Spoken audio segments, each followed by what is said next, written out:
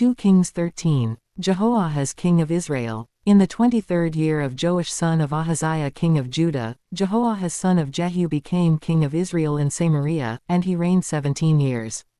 He did evil in the eyes of the Lord by following the sins of Jeroboam son of Nebat, which he had caused Israel to commit, and he did not turn away from them.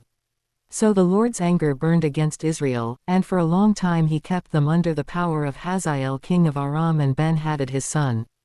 Then Jehoahaz sought the Lord's favor, and the Lord listened to him, for he saw how severely the king of Aram was oppressing Israel. The Lord provided a deliverer for Israel, and they escaped from the power of Aram. So the Israelites lived in their own homes as they had before. But they did not turn away from the sins of the house of Jeroboam, which he had caused Israel to commit, they continued in them. Also, the Asherah pole remained standing in Samaria.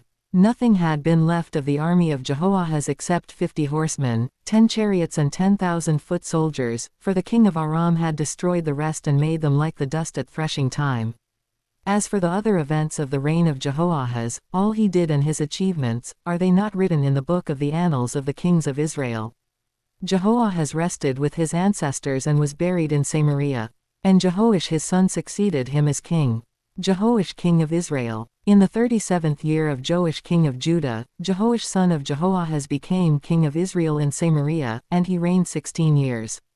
He did evil in the eyes of the Lord and did not turn away from any of the sins of Jeroboam son of Nebat, which he had caused Israel to commit, he continued in them.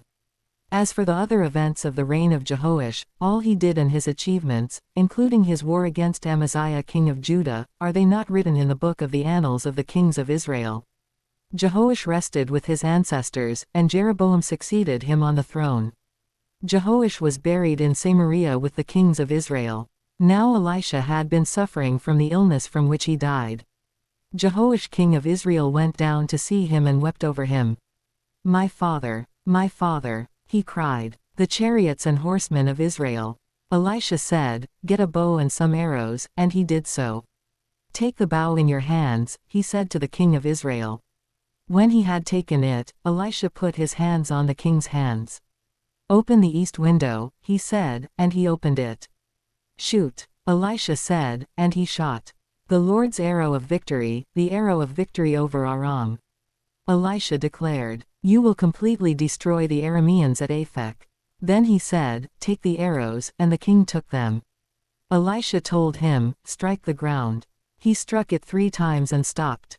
The man of God was angry with him and said, You should have struck the ground 5 or 6 times, then you would have defeated Aram and completely destroyed it. But now you will defeat it only 3 times. Elisha died and was buried. Now Moabite raiders used to enter the country every spring. Once while some Israelites were burying a man, suddenly they saw a band of raiders, so they threw the man's body into Elisha's tomb.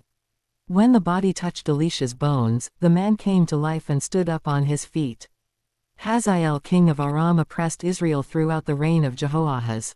But the Lord was gracious to them and had compassion and showed concern for them because of his covenant with Abraham, Isaac and Jacob. To this day he has been unwilling to destroy them or banish them from his presence. Hazael king of Aram died, and Ben-Hadad his son succeeded him as king. Then Jehoash son of Jehoahaz recaptured from Ben-Hadad son of Hazael the towns he had taken in battle from his father Jehoahaz. 3 times Jehoash defeated him, and so he recovered the Israelite towns.